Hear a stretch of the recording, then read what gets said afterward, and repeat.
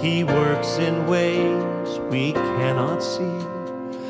He will make a way for me. He will be my guide. Hold me closely to his side. With love and strength for each new day, he will make a way. He will make a way. Oh, God, make a way where there seems to be no way. He works in ways we cannot see. He will make a way for me. He will be my guide. Hold me closely to his side. With love and strength for each new day, he will make a way. He will make a way. By a roadway in the wilderness, he'll lead me. Rivers in the desert will I see. Heaven and earth will fade, but his word will still remain. That's right. And he will do something new today. Oh, God will make a way, yes, he will, where there seems to be no way. He works in ways we cannot see. He will make a way for me. He will be my guide. Hold me closely to his side. With love and strength for each new day, he will make a way. He will make a way. With love and strength. With love and strength for each new day, he will make a way. He will make a way. Yes, he will. He will make a way for you.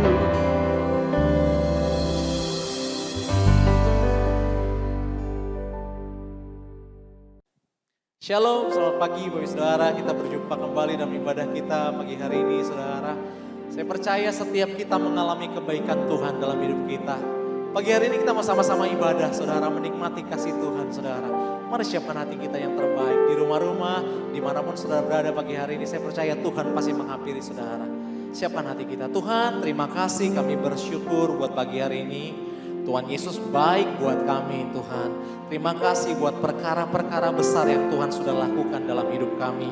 Karena kami tahu Tuhan Engkau Allah yang baik. Engkau Allah yang memelihara setiap kami Tuhan. Pagi hari ini kami mau datang Tuhan di rumah-rumah. Dimanapun kami berada pagi hari ini, Tuhan jumpai kami Tuhan. Tuhan lawat setiap kami rindukan hadirat-Mu pagi hari ini Tuhan. Terima kasih Tuhan, di dalam nama Tuhan Yesus kami buka ibadah kami Tuhan. Haleluya, haleluya Tuhan. Oh, terima kasih Tuhan. Tuhan hadir di bait kudusnya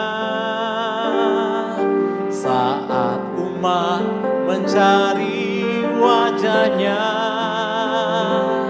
berseru, berdoa, bersujud menyembah dan menikmati kehadirannya. Dia mau dekat dengan saudara. Tuhan mau dekat dengan umatnya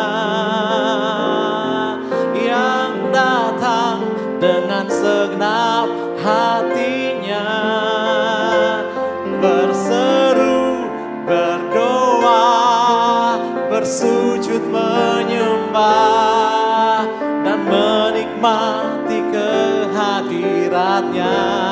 Oh, hadirat-Mu memenuhiku,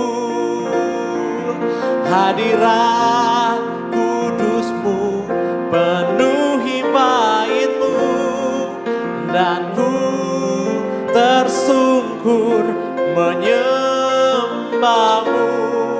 Yang ku nampak hanya kemuliaan-Mu. Mari masuk lebih dalam saudara, jumpai tatanya yang kudus. Tuhan, Tuhan hadir di bait kudusnya. Saat kita mencari wajahnya, saat umat mencari wajahnya, berseru, berdoa, bersujud menyembah, dan menikmati kehadiratnya. Dia mau dekat dengan saudara. Tuhan mau dekat dengan umatnya yang datang dengan segenap hatinya, berseru, berdoa, bersujud menyembah, dan menikmati kehadiratnya. Oh, hadirat-Mu memenuhiku, hadirat kudus-Mu penuhi bait-Mu, dan ku tersungkur menyembah-Mu. Yang ku nampak hanya kemuliaan-Mu, oh God. Hadirat-Mu memenuhiku. Terima kasih Tuhan. Hadirat kudus-Mu penuhi bait-Mu, dan ku tersungkur menyembah-Mu. Yang ku nampak hanya kemuliaan-Mu. Boleh jemaat saja bilang, hadirat-Mu memenuhiku, hadirat kudus-Mu penuhi bait-Mu, dan ku tersungkur menyembah-Mu. Yang ku nampak hanya kemuliaan-Mu. Sama-sama bilang, hadirat-Mu, yes Lord, memenuhiku, hadirat kudus-Mu penuhi bait-Mu, dan ku tersungkur menyembah-Mu. Yang ku nampak hanya kemuliaan-Mu, oh God. Yang ku nampak hanya kemuliaan-Mu. Sekali lagi bilang, oh, yang ku nampak hanya kemuliaan-Mu. Mari sembah Dia. Hadirat-Mu ya Tuhan, itu yang kami perlukan. Hadirat-Mu mengubahkan segalanya. Mari yang di rumah-rumah, dimanapun saudara berada pagi hari ini, cuma hadirat Tuhan yang kita perlukan hari-hari ini. Oh, kami sembah. Kiralaba yaralaba shandaralaba she, hinayaralaba yaralaba shanda. Mari bangun roh saudara. Shikaralaba yaralaba takayaralaba she. We worship you, my God. Hadirat-Mu melawat umat-Mu. Oh, kami perlu hadirat-Mu.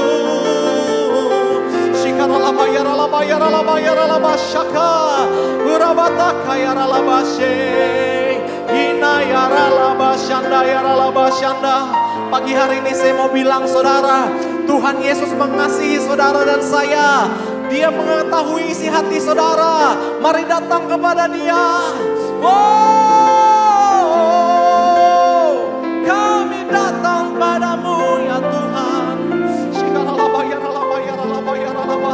Kami sembah Engkau Tuhan. Kami jumpai tatamu yang maha kudus ya Tuhan. Ini hidup kami pagi hari ini. Ini keluarga kami pagi hari ini. Kami mau persembahkan semua kepada Tuhan. Kami mengasihi-Mu ya Tuhan.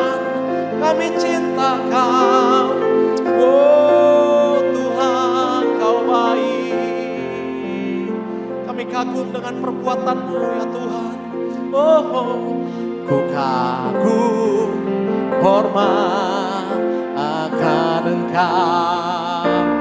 Ku kagum hormat akan Engkau. Kau Allah yang layak dipuji. Ku kagum akan Engkau. Sama-sama bilang ku kagum hormat akan Engkau. Kami kagum Tuhan. Ku kagum hormat akan Engkau. Dia layak. Kau Allah yang layak dipuji. Ku kagum akan Engkau. Angkat dua tangan saudara, bilang ku kagum hormat. Ku kagum hormat akan Engkau. Oh God, ku kagum hormat akan Engkau. Dia Allah, Kau Allah yang layak dipuji. Ku kagum akan Engkau. Sekali lagi bilang, ku kagum hormat akan Engkau. Oh, ku kagum hormat akan Engkau. Dia yang layak. Kau Allah yang layak dipuji. Ku kagum akan Engkau. Ku kagum akan Engkau. Bila ku kagum akan Yesus, ku kagum akan Yesus. Haleluya. Terima kasih Tuhan. Saya serah pada hamba-Nya. Roh Kudus, Kau hadir di sini dan Kau berkuasa. Yes Lord. Kau berkuasa di rumah kami masing-masing. Amin Tuhan. Engkau ambil alih setiap hidup Yes, kami Lord. di dalam nama Yesus Kristus. Tarik kami mendekat kepadamu Tuhan. Beri hati untuk haus dan lapar akan Engkau. Amin Tuhan. Haus dan lapar akan firman Tuhan. Amin. Berbicaralah Roh Kudus kepada setiap pribadi demi pribadi. Lawat dengan kuasa nama Yesus. Oleh firman Tuhan yang hidup. Yes. Tanamkan firman hidup-Mu di dalam roh, Yes di Lord. dalam hati kami. Di tanah yang subur, Kau siapkan hati kami lebih dulu di dalam nama Dalam nama Yesus. Tuhan Yesus. Sudah buka hati masing-masing.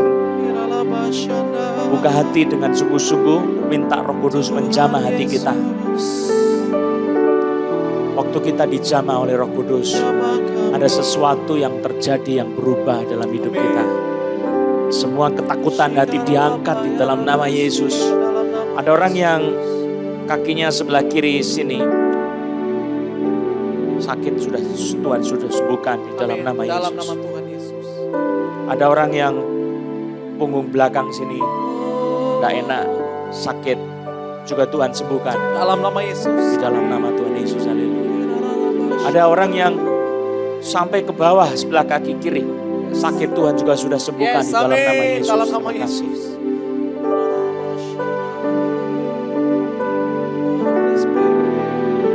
Haleluya, Yesus. Teduhkan hati saudara masing-masing. Ku mau selalu bersyukur, selalu bersyukur. Oh Tuhan, hati kami bersyukur kepadamu. Berikan hati kami tertuju kepadamu Tuhan. Segala yang kami terima adalah pemberian yang baik dari Tuhan.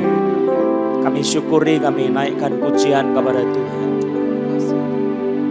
Terima kasih Bapa. Mari berbicara kepada setiap kami. Di dalam nama Yesus Kristus. Haleluya. Kami mengikat roh-roh di udara, roh-roh di bumi dan di bawah bumi yang akan mengganggu pemberitaan firman Tuhan di dalam nama Yesus Kristus. Kami hancurkan kau dengan darah Yesus di dalam nama Yesus. Kami hardik kau pergi di dalam nama Yesus. Anak-anak Tuhan pada saat ini dilepaskan oleh kuasa Roh Kudus dalam nama Tuhan Yesus. Ada orang yang perutnya sebelah kanan sampai di bagian bawah. Sakit, Tuhan juga sembuhkan. Amin. Saya tidak tahu sakit apa saudara-saudara, dari sekitar rusuk. Engkau juga tidak bisa deskripsikan sakitnya seperti apa, tapi aneh. Tuhan sembuhkan engkau. Dalam nama Yesus. Yes. Engkau juga punya pernafasan sesak, Tuhan sembuhkan engkau. Amin. Ada yang di tangannya sebelah kiri, Roh Kudus yang menjamah tanganmu. Di sini sakit, Tuhan sembuhkan. Terima kasih Tuhan. Ada yang matanya ada alergi, Tuhan sembuhkan kau di dalam nama Yesus. Dalam nama Yesus. Terima kasih Tuhan. Mari terus engkau bekerja Tuhan, Roh Kudus. Waktu firman diberitakan kau sembuhkan orang-orang sakit. Yes, amin. Terima kasih Tuhan. Dalam nama Yesus Kristus. Haleluya. Bukalah tingkap-tingkap surga, ceritakanlah kebenaran-Mu Tuhan kepada kami semua. Demi nama Tuhan Yesus Kristus kami berdoa. Haleluya. Amin. Puji nama Yesus Kristus, saya menyapa saudara-saudara sekalian untuk ibadah pada pagi hari ini. Salam dalam Kristus Yesus.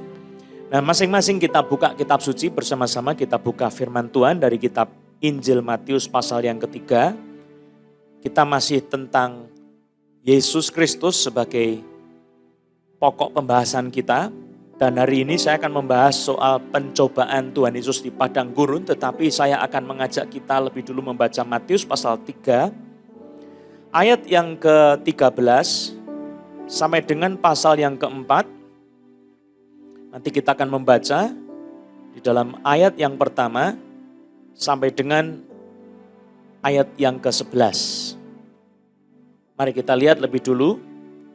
Injil Matius pasal yang ketiga, ayat yang ke-13. Maka datanglah Yesus dari Galilea ke Yordan kepada Yohanes untuk dibaptis olehnya. Tetapi Yohanes mencegah dia, katanya, akulah yang perlu dibaptis olehmu dan engkau yang datang kepadaku. Lalu Yesus menjawab, katanya kepadanya, biarlah hal itu terjadi karena demikianlah sepatutnya kita menggenapkan seluruh kehendak Allah. Dan Yohanes pun menurutinya.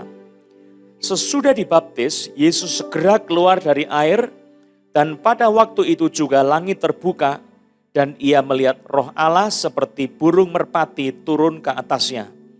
Lalu terdengarlah suara dari sorga yang mengatakan, inilah anakku yang kukasihi, kepadanyalah aku berkenan. Pasal 4, ayat 1-11. Maka Yesus dibawa oleh Roh ke padang gurun untuk dicobai iblis. Dan setelah berpuasa 40 hari dan 40 malam, akhirnya laparlah Yesus.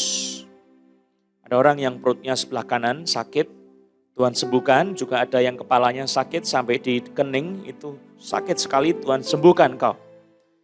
Ayat 2 dikatakan, dan setelah berpuasa 40 hari dan 40 malam, akhirnya laparlah Yesus. Lalu datanglah si pencoba itu dan berkata kepadanya, saudara, ada orang yang bahunya sebelah kanan sakit, Tuhan sembuhkan. Ada satu memar yang sangat sakit sekali, nyeri sekali di situ, Tuhan sembuhkan kau. Terima kasih Tuhan Yesus. Saya baca lagi ayat 3. Oh, ada orang yang kakinya sebelah kiri sini sakit, Tuhan sembuhkan. Terima kasih kepada Tuhan, kaki sebelah sini. Puji nama Yesus. Di atasnya lutut ya. Ada yang pergelangan tangannya kiri sakit, Tuhan sembuhkan. Terima kasih kepada Tuhan Yesus. Itu bukan saya, semuanya adalah pekerjaan Roh Kudus. Ada yang pantatnya belakang sebelah kanan sakit, Tuhan sembuhkan. Terima kasih Tuhan Yesus. Ayat 3. Lalu datanglah si pencoba itu dan berkata kepadanya, kepada Yesus, jika engkau anak Allah, perintahkanlah supaya batu-batu ini menjadi roti. Tetapi Yesus menjawab, ada tertulis, manusia hidup bukan dari roti saja, tetapi dari setiap firman yang keluar dari mulut Allah. Kemudian iblis membawanya ke kota suci dan menempatkan dia di bumbungan bait Allah. Lalu berkata kepadanya, "Jika engkau anak Allah, jatuhkanlah dirimu ke bawah, sebab ada tertulis, mengenai engkau ia akan memerintahkan malaikat-malaikatnya, dan mereka akan menatang engkau di atas tangannya, supaya kakimu jangan terantuk kepada batu." Yesus berkata kepadanya, "Ada pula tertulis, janganlah engkau mencobai Tuhan Allahmu." Dan iblis membawanya pula ke atas gunung yang sangat tinggi dan memperlihatkan kepadanya semua kerajaan dunia dengan kemegahannya. Dan berkata kepadanya, "Semua itu akan kuberikan kepadamu jika engkau sujud menyembah aku." Maka berkatalah Yesus kepadanya, "Nyala iblis, sebab ada tertulis, engkau harus menyembah Tuhan Allahmu dan hanya kepada Dia sajalah engkau berbakti." Lalu iblis meninggalkan dia dan lihatlah malaikat-malaikat datang melayani Yesus. Saudara, barusan tadi ada orang yang engkel kaki sebelah kanannya sakit, Tuhan sembuhkan. Terus ada juga orang yang jari-jari tangan sebelah kiri, linu-linu, ya, ada yang tidak bisa digerakkan. Tuhan sembuhkan kau saat ini bukan oleh kekuatan manusia tapi mujizat Tuhan yang terjadi, ya. Semua kesembuhan ini, saudara, kita berikan kemuliaan untuk Tuhan Yesus. Puji nama Yesus. Saudara, saya akan membahas soal pencobaan Tuhan Yesus, dan pada hari ini saya akan mengkhususkan tentang peperangan rohani yang terjadi di dalam diri Yesus. Dan pada saat itu Yesus selesai daripada pembaptisan oleh Yohanes, dan pembaptisan Yohanes sebagai sesuatu yang seremonial manusiawi mengikuti tradisi daripada orang-orang Qumran dan Esene. Saudara, pada saat itu terjadi sesuatu yang luar biasa. Secara spiritual di dalam alam roh, itu tiba-tiba langit terbuka dan Roh Kudus turun ke atas Yesus dalam rupa burung merpati lalu hinggap di atas Yesus. Itu adalah satu pencurahan Roh Kudus ke atas Yesus, menyertai bersama-sama di dalam pembaptisan Yesus Kristus. Karena Yesus sudah bertekad melakukan seluruh kehendak Allah. Jadi ada pengurapan Roh Kudus yang dahsyat. Roh Kudus turun membackup seluruh hidup Yesus, akan menolong menyertai pelayanan Yesus. Dan itu satu pengurapan yang besar sekali untuk Yesus Kristus sebagai Mesias. Pelayanan yang diurapi oleh Roh Kudus. Lalu dikatakan ayat 17, terdengarlah suara dari surga yang mengatakan, ini sesuatu yang audible, "Inilah anakku yang kukasihi, kepadanya lah aku berkenan." Saudara, itu perkataan yang didengar oleh Yesus sebagai Mesias anak Allah. Dan Yohanes juga mendengarnya. Yohanes juga melihat burung merpati itu turun ke atas Yesus. Dan karena itu Yohanes tidak ragu bahwa Yesus adalah Mesias anak Allah. Dan pada saat itu Yesus lalu juga ditunjuk oleh Yohanes. Lihatlah anak domba Allah yang menghapus dosa dunia. Dan itu sesuatu yang menggerakkan hati murid-murid untuk datang kepada Yesus. Murid-murid Yohanes ada yang meninggalkan Yohanes lalu kemudian ikut Yesus Kristus. Dan Yohanes tidak iri hati karena muridnya meninggalkan dia lalu pergi mengikut Yesus. Nah saudara-saudara, saya ingin menggarisbawahi, segera sesudah Yesus diurapi Roh Kudus, segera sesudah Yesus mendapatkan peneguhan dari perkataan firman Allah Bapa, "Inilah anakku yang kukasihi, kepadanya lah aku berkenan." Di dalam Matius pasal yang keempat dijelaskan, maka Yesus dibawa oleh Roh, huruf besar R-nya, Roh Kudus, ke padang gurun untuk dicobai oleh iblis. Nah, sudah garis bawahi tentang hal ini. Sesudah seseorang mengalami satu peningkatan rohani yang dahsyat, pengurapan Roh Kudus yang dahsyat, dan kemudian ada peneguhan dari Allah Bapa yang dikumandangkan dari surga. "Inilah anakku yang kukasihi, kepadanya lah aku berkenan." Ada satu pengumuman secara ilahi di mana seluruh dunia roh mendengarkan. Dan pada saat itu segera dikatakan kitab suci bahwa Yesus oleh Roh Kudus dibawa ke padang gurun untuk apa, saudara?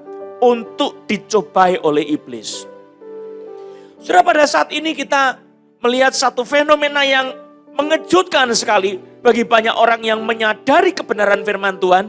Mereka akan langsung bertanya, kalau begitu seseorang mendapatkan pengurapan yang dahsyat dari Roh Kudus, sesudah seorang mendapat konfirmasi dari Allah Bapa tentang status yang baru, posisi yang baru di dalam Tuhan. Apa yang terjadi? Kita kalau melihat kitab suci dengan setia, maka kita tahu bahwa orang yang mendapatkan konfirmasi kemenangan di dalam posisi ilahinya, Maka pada saat itu dunia spiritual, dunia kegelapan langsung menyambutnya dengan sebuah gerakan spontan untuk mencobai orang itu, saudara. Di ayat yang ke-1 dikatakan, maka Yesus dibawa oleh roh ke padang gurun untuk dicobai oleh iblis. Nah, saudara, Roh Kudus sendiri adalah pribadi Allah yang ketiga, di mana pribadi Roh Kudus itu tidak menyayangkan Yesus untuk dicobai oleh iblis. Tidak. Roh Kudus tidak menutupi kenyataan bahwa orang yang diurapi itu adalah orang yang dipersiapkan untuk peperangan rohani.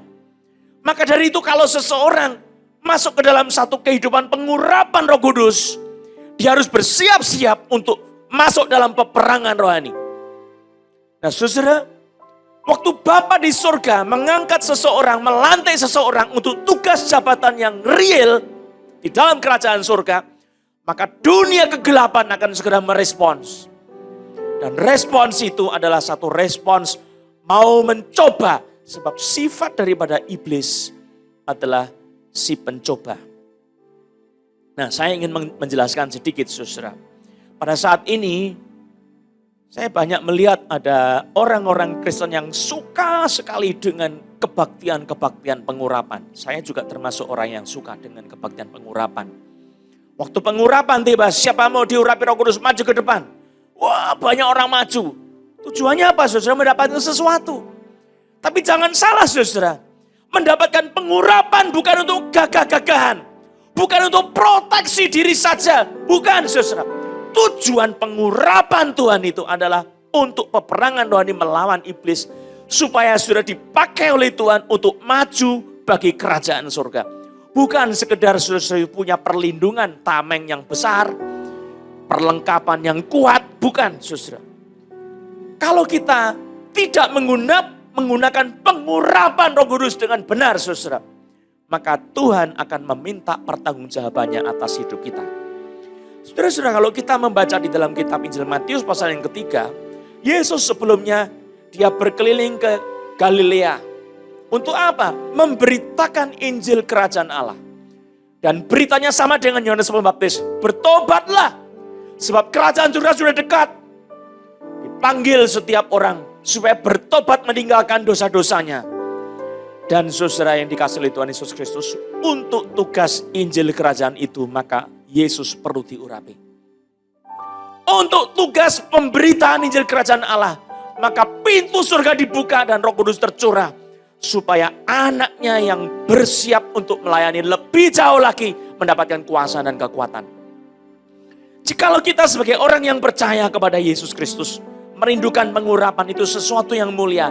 Tetapi saudara tidak akan betul-betul bertanggung jawab menggunakan pengurapan itu kalau saudara tidak dipakainya untuk pemberitaan Injil.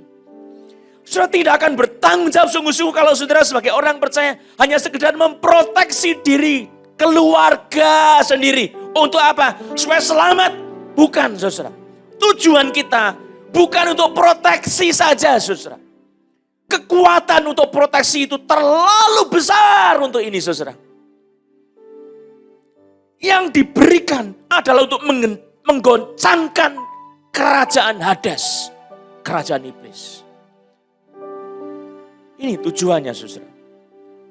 Maka kalau kita sebagai orang percaya diurapi Tuhan, saudara harus tahu resikonya apa. Resikonya saudara harus bersiap untuk melakukan seluruh kehendak Allah. Amin.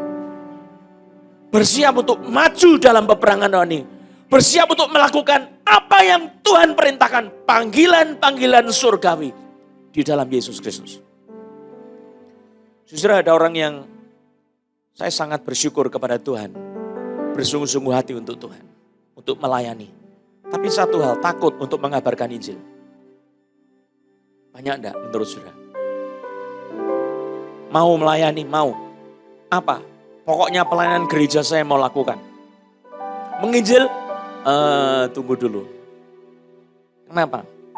Karena itu membutuhkan lebih jauh lagi, bukan cuma kesediaan hati, tapi keberanian. Kesungguhan yang memikul salib, mengikut Yesus sungguh-sungguh sampai seperti itu. Tidak ada yang betul-betul berani di dalam gereja-gereja kebanyakan. Maka mereka itu jago kandang, saudara. Kalau singa di kandang itu hebat. Tapi dia di kerangkeng. Dia singa di dalam kandang. Saudara, waktu saya masih kecil, ada di Jawa Tengah kebun binatang.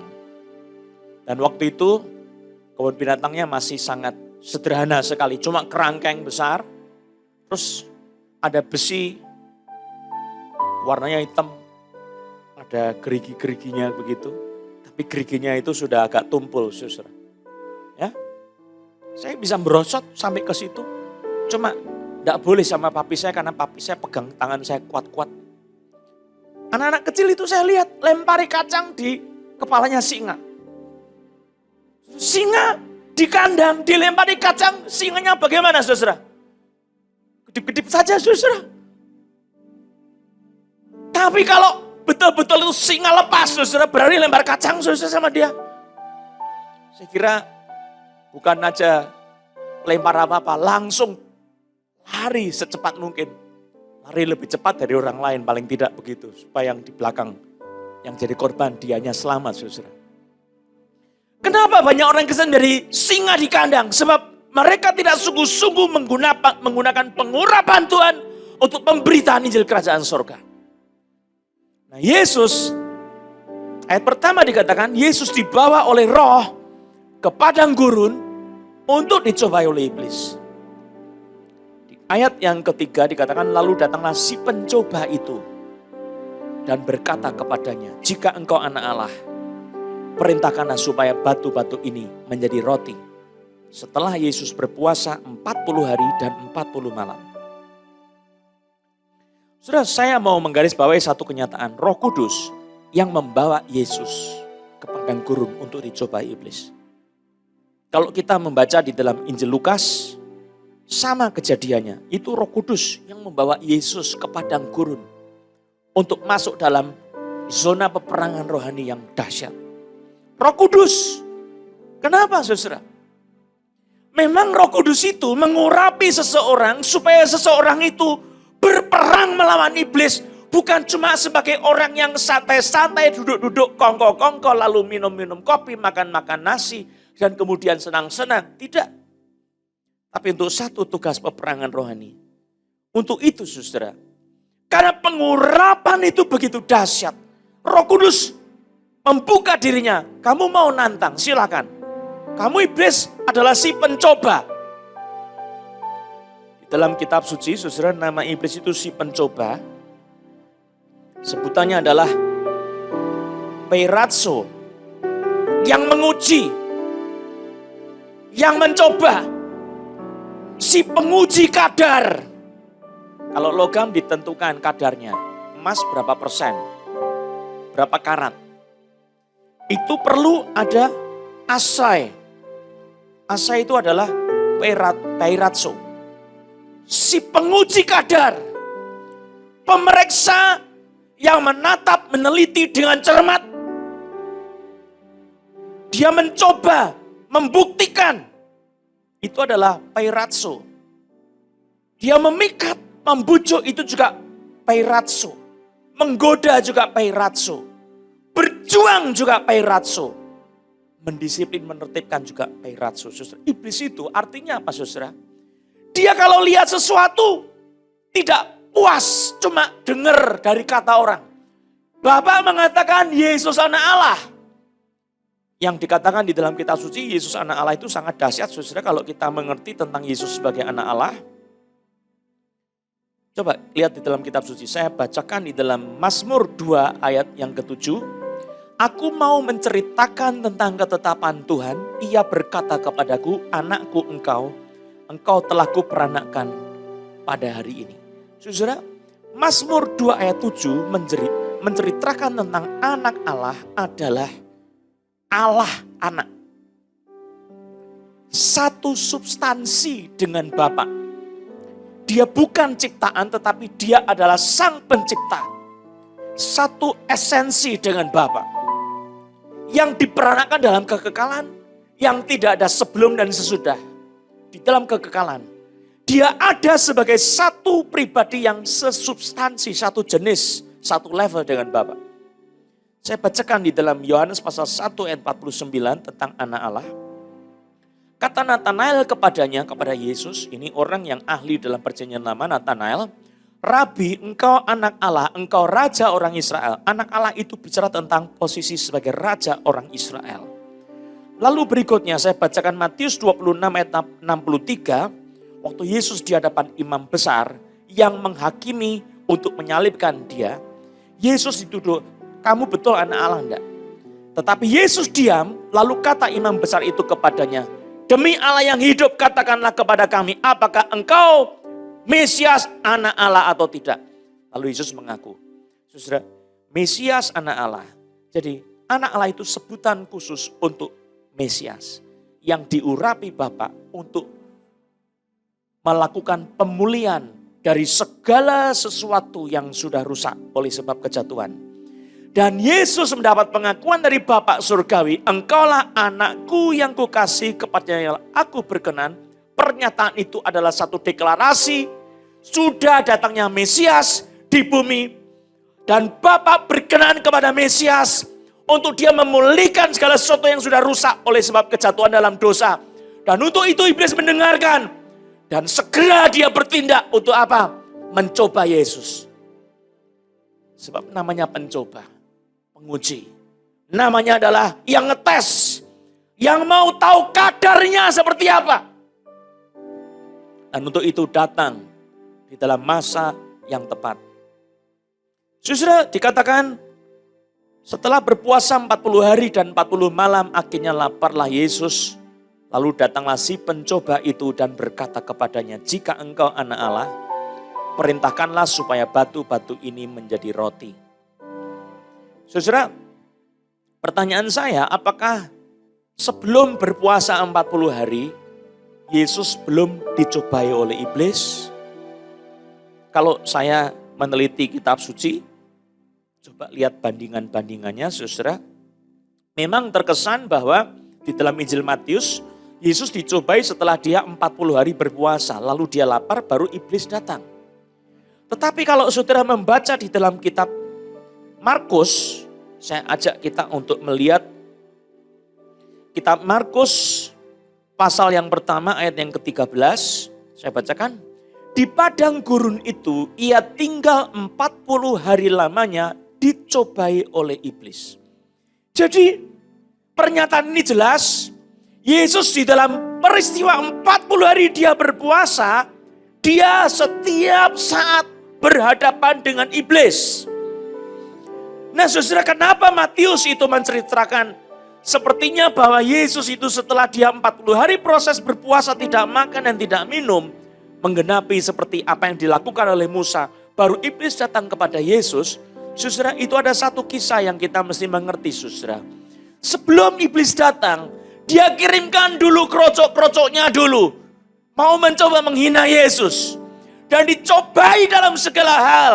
Apapun yang manusia bisa dicobai oleh si iblis. Lewat apa? Krocok-krocoknya. Soal seks dicobai di situ. Segala-galanya dicobai. Terakhir jenderalnya keluar. Saudara. Nah, ada enggak penafsir yang menjelaskan seperti ini, saudara? Ada. Di dalam tradisi Protestan ada seorang namanya John Gill, saudara. John Gill ini adalah seorang tokoh Reform Baptis yang pikiran-pikiran eksposisi kitab suci itu menjadi standar teologi Protestan Reform Baptis. Jadi orang-orang Reform Baptis melihat selain John Calvin otoritasnya itu adalah John Gill. Nah, John Gill mengatakan hal yang seperti itu tadi yang saya ceritakan kepada saudara-saudara. Ada orang yang perutnya sebelah kanan sakit, mules. Tuhan jamah engkau, sembuhkan engkau. Terima kasih Tuhan Yesus. Saudara harus percaya kesembuhan itu terjadi bukan karena manusia tapi mujizat. Saudara jangan ragu-ragu. Engkau takut dengan mujizat Tuhan. Itu menghambat kesembuhanmu. Terima saja kesembuhan itu. Ada orang yang sakit rahangnya sebelah kanan. Engkau disembuhkan oleh Tuhan Yesus. Ada yang takut dan ada sesuatu di dalam tulang-tulangmu, itu ada yang lost, jointnya itu tidak bagus, Tuhan sembuhkan kau. Terima kasih Roh Kudus. Saudara, saya ingin mengajak kita melihat satu bagian kitab Ibrani pasal yang keempat ayat 15. Dikatakan, sebab imam besar yang kita punya bukanlah imam besar yang tidak dapat turut merasakan kelemahan-kelemahan kita. Sebaliknya sama dengan kita, ia telah dicobai hanya tidak berbuat dosa. Saudara, kita mendapati dari Ibrani pasal 4, itu Yesus adalah imam besar yang sudah merasakan seluruh pencobaan manusia sebagai manusia. Artinya apa? Dalam pencobaan iblis, segala aspek yang manusia rasakan dalam pencobaan itu dirasakan oleh Yesus. Ibrani 4, yang kita baca ayat 15. Tetapi dikatakan, ia telah dicobai hanya tidak berbuat dosa. Artinya apa? Sudah mengalami satu proses pengujian, pencobaan, dilihat kadarnya sampai maksimum, dan Yesus menang. Oh, ini dahsyat sekali. Baru setelah itu, maka muncullah pemimpinnya. Dan pemimpin ini sangat cerdik luar biasa. Tidak main-main, saudara. Nah, inilah Roh Kudus yang memimpin Yesus. Yesus sebelumnya apa dikatakan? Berpuasa 40 hari 40 malam.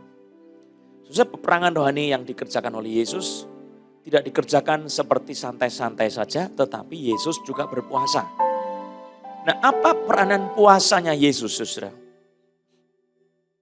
Saudara, ada orang yang tidak pernah berpuasa, ya. Makan, minum, kerja, makan, minum, kerja. Tidak pernah puasa.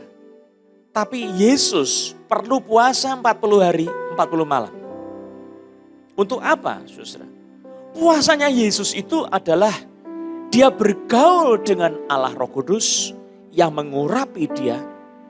Dia menikmati pengurapan itu. Dia merasakan Roh Kudus yang bergerak menaungi Yesus. Kalau kita membaca di dalam kitab Kejadian, mari kita lihat sedikit kitab Kejadian pasal yang pertama, saudara. Di dalam kitab Kejadian pasal yang pertama, ayat yang kedua. Bumi belum berbentuk dan kosong, gelap gulita menutupi samudera raya dan Roh Allah melayang-layang di atas permukaan air. Nah, yang terjadi dalam berpuasa itu adalah Roh Kudus juga begini, melayang-layang di atasnya. Dalam bahasa asli itu rahab.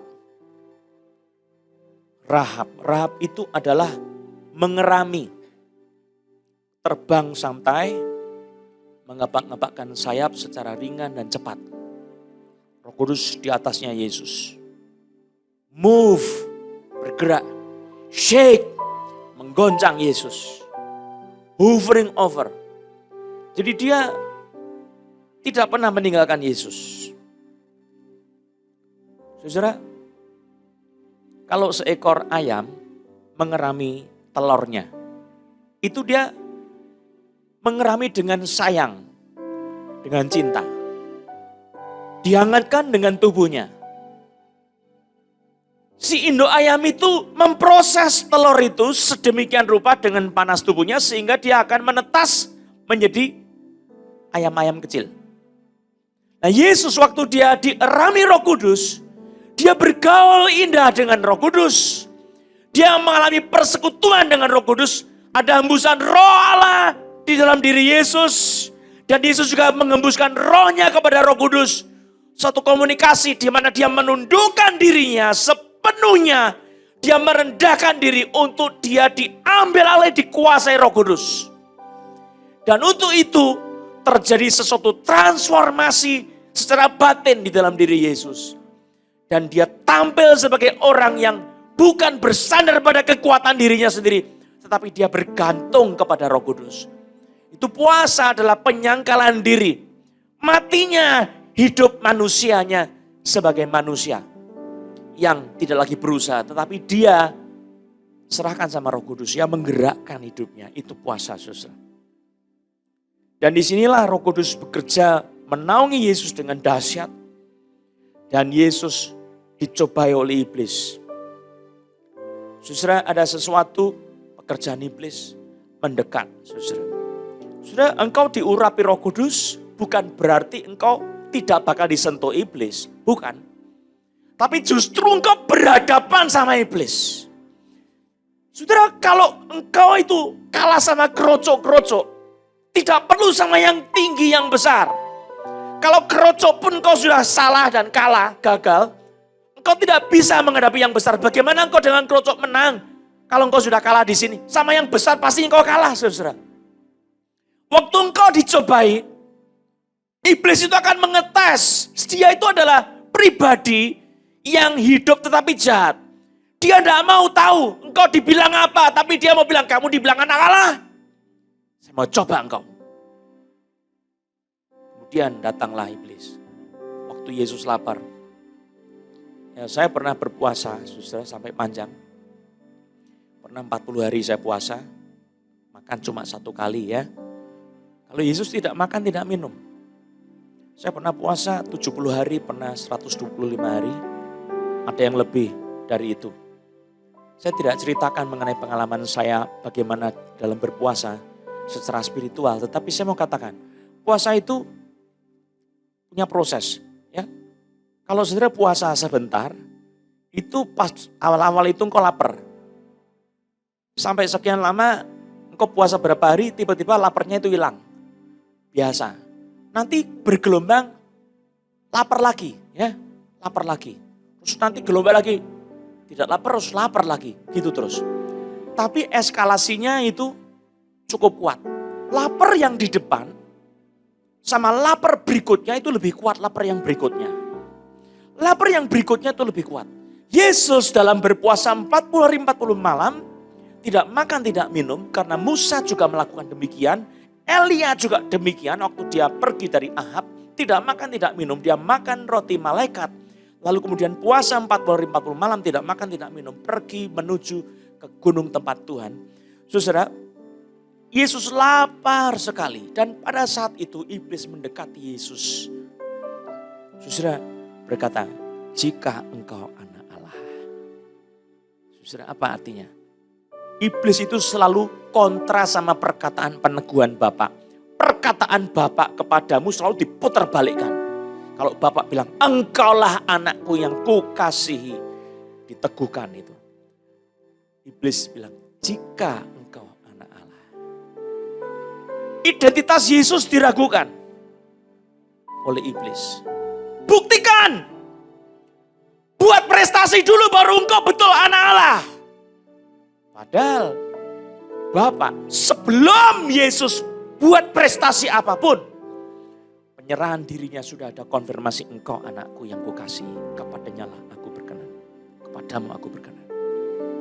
Iblis membutuhkan, bikin dulu prestasi, baru engkau terbukti anak Allah. Saudara, kadang-kadang iblis itu menggoda hidupmu. Ayo tunjukkan dirimu, omong kosong, cakap angin saja engkau. Tunjukkan dirimu. Buat ini, baru engkau namanya ini. Saudara, namanya pencoba. Membuktikan dia adalah pencoba. Saudara, jangan jatuh dalam jebakan iblis. Saudara tahu enggak, kalau Tuhan menuruti perkataan iblis, kita akan mengerti. Ternyata Yesus bukan melakukan perkataan iblis. Kalau Yesus menuruti perkataan iblis, saudara, dia rubah batu jadi roti. Berarti dia terjebak dalam apa? Dia mengikuti sarannya iblis. Yesus tidak pernah sekalipun mengikuti sarannya iblis. Kita tidak boleh mengikuti saran iblis. Sebagus apapun, sebab apa? Itu perintah iblis, tidak usah dituruti. Saudara, dengarkan perkataan firman Tuhan. Dengar sungguh-sungguh, perhatikan dan turuti perkataan firman Tuhan. Itu cukup. Nah, saya tidak cukup waktu untuk membahas semuanya ini. Saya akan teruskan dalam seri kedua, seri ketiga dan keempat. Tentang pencobaan Yesus. Tapi satu hal yang saya mau garis bawahi. Engkau diurapi Roh Kudus. Engkau dapat konfirmasi Bapa di surga. Tujuannya untuk peperangan rohani. Untuk pemberitaan Injil. Lakukan tugas itu dengan baik. Dan jangan lupa. Kalau engkau diurapi sungguh-sungguh, iblis tidak akan tinggal diam. alam dunia roh, dunia kegelapan langsung berespons. Dan berjenjang-jenjang itu kekuatan kuasanya dari si kegelapan ini, saudara, berespons. Kenapa? Kalau engkau tidak dijatuhkan, saudara, maka kerajaannya akan jatuh. Maka engkau harus dijatuhkan, harus digugurkan sebelum bergerak. Bagaimana menjatuhkannya, saudara? Dibikin ngantuk, dibikin capek, dibikin setengah mati, dibikin nganggur. Coba periksa dirimu, sekarang posisimu sampai di mana? Apakah engkau sedang berjuang untuk kerajaan surga? Atau engkau sekarang, orang Tionghoa bilang, eng butau lo, tidak kerja apa-apa. Apa yang sedang kau alami sekarang ini? Apakah kau sekarat setengah mati atau sudah mati, sudah tertidur? Karena apa? Engkau sudah dikalahkan oleh iblis. Perjuangan kita bukan melawan darah dan daging, tapi melawan penguasa-penguasa kerajaan angkasa. Roh-roh jahat yang sekarang sedang bekerja di kalangan dunia, orang-orang yang berdosa, yang durhaka. Saudara, ambil posisimu sekarang, coba renungkan. Saudara sekarang ada di posisi mana? Engkau diurapi Tuhan seperti apa? Minta urapan Tuhan kembali. Api surga biar turun atas hidupmu. Persembahkan hidupmu kembali kepada Tuhan. Panggilan surgawi jangan sampai engkau surut dan padam. Tapi seperti Paulus berkata, terhadap panggilan surgawi tidak pernah aku tidak taat. Mari kita berdoa bersama-sama. Buka hati saudara, nyanyikan satu pujian, kerajaanmu datanglah, kehendakmu jadilah di bumi seperti di surga.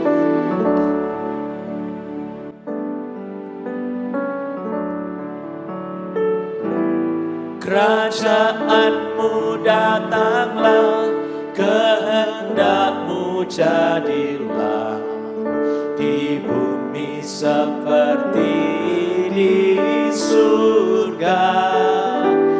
Kerajaanmu datanglah, kehendakmu jadilah di bumi seperti di surga. Muliakanlah Raja, segala Raja, penguasa di udara diruntuhkan. Biarlah nama Tuhan ditegakkan sekarang, kemuliaan kuasanya atas kita. Kerajaanmu datanglah, kehendakmu jadilah di bumi seperti di surga. Di bumi seperti di surga. Sekali lagi. Di bumi seperti di surga. Musik terus menyanyikan. Kita berdoa, buka hatimu kepada Tuhan. Periksa dirimu sekarang dalam posisi apa. Bagaimana hidupmu sekarang dalam kerajaan Allah. Apakah engkau sedang berjuang, berperang untuk kerajaan Allah. Atau engkau sedang nganggur, tertidur. Anugerah Tuhan yang diberikan kepadamu. Apakah kau kerjakan dengan baik? Apakah engkau giat? Ataukah engkau sedang melempem, habis tenaga, capek, perlu kekuatan. Mari, persembahkan hatimu kembali kepada Bapa di surga. Urapan Tuhan itu jangan sia-sia dalam hidupmu. Katakan, Bapa di surga. Bapa di surga, Saya bawa seluruh hati saya kembali. saya bawa seluruh hati saya kembali Di atas mezbah Tuhan. di atas mezbah Tuhan. Ku persembahkan seluruh hidupku. Ku persembahkan seluruh hidupku, Masa depanku. masa depanku, Tenagaku. tenagaku, Semua keberadaanku. semua keberadaanku Ke dalam tangan Tuhan Yesus. ke dalam tangan Tuhan Yesus. Untuk mengenapi seluruh kehendak Allah. Untuk mengenapi seluruh kehendak Allah. Mengenapi semua rencana Allah. Mengenapi semua rencana Allah. Pakailah hidup saya Bapa. Pakai hidup saya Bapa. Sucikan hidup saya Bapa. Sucikan hidup saya Bapa. Urapi kembali Urapi kembali anak-anakmu Bapa. anak-anakmu Bapa. Urapi saya Urapi saya dalam nama di Yesus dalam nama Kristus. Tuhan Yesus. Kau buka hati masing-masing. Roh Kudus, firman sudah disampaikan, sekarang kau bekerja dalam nama Yesus. Urapan api Tuhan turun dalam kehidupanmu sekarang, terima dalam nama Yesus. Terima urapan api Tuhan dalam nama Yesus. Urapan api Tuhan kau terima demi nama Yesus. Bakar hati, bakar pikiran, bakar emosi, menjadi kudus semuanya dalam nama Yesus. Haleluya. Terima kasih Tuhan. Sekarang saya mau berdoa buat teman-teman yang sakit. Mari tumpangkan tanganmu di tempat yang sakit. Angkat tanganmu, katakan, Tuhan Yesus sembuhkanlah saya. Tuhan Yesus sembuhkanlah saya. Sekarang pegang tempat badanmu yang sakit. Kalau saudara banyak sakitnya, tumpang di atas kepala saudara. Dalam nama Yesus. Dalam nama Tuhan Yesus. Saya menghardik setan yang membuat sakit seperti Ayub dibuat sakit. Pergi kau iblis. Dalam nama Yesus. Keluar kau iblis. Dalam nama Yesus. Dalam nama Yesus. Aku hancurkan kau iblis. Roh kesialan, roh nenek moyang. Pergi kau dalam nama Yesus. Tuhan Yesus. Dan tidak kembali lagi. Sekarang terima kesembuhan oleh bilur-bilur Yesus yang membawa darah Yesus. Kau terima kesembuhan itu dalam nama Yesus. Kau terima kesembuhan itu dalam nama Yesus. Terima kasih Tuhan. Haleluya. Amin. Kita akan akhiri ibadah kita bersama-sama. For you are great, you do miracles so great. There is no one else like you. There is no one else like you, for you are great. You do miracles so great. There is no one else like you. There is no one else like you. Musik saja nyanyikan. Mari angkat hatimu, terimalah berkat Tuhan. Kiranya anugerah sejahtera daripada Allah Bapa kita, pertolongan dari Tuhan Yesus Kristus, serta persekutuan Roh Kudus menyertai kehidupanmu, mengangkat kehidupanmu, memenuhi hidupmu dengan Roh Kudusnya dan menjadikan kau saksi kematian dan kebangkitan Yesus hari ini sampai Maranatha. Haleluya. Amin. There is no one else like you. There is no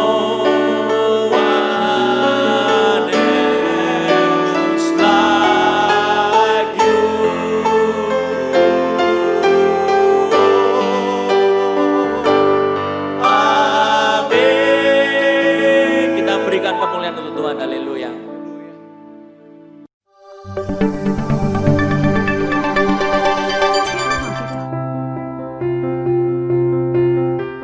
Shalom Jemaat Tuhan. Berikut ini kami akan menyampaikan beberapa informasi terupdate seputar gereja Cross Harvest untuk Anda.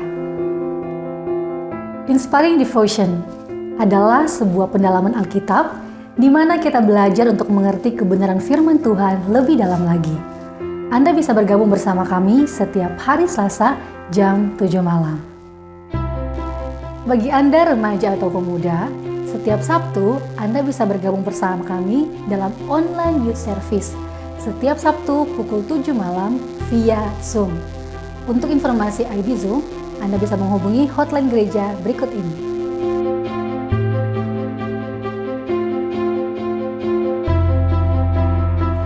Mari ajak anak-anak kita untuk mengikuti ibadah Children Ministry setiap hari Minggu jam 11 siang, supaya anak-anak kita mengenal firman Tuhan sedini mungkin. Sunday Celebration. Ibadah online ini diadakan setiap hari Minggu jam 9.30. Mari siapkan waktu kita untuk beribadah bersama-sama. Bagi jemaat yang ingin memberikan persembahan mingguan, persembahan persepuluhan, ataupun persembahan ucapan syukur, jemaat bisa memberikannya melalui rekening gereja berikut ini.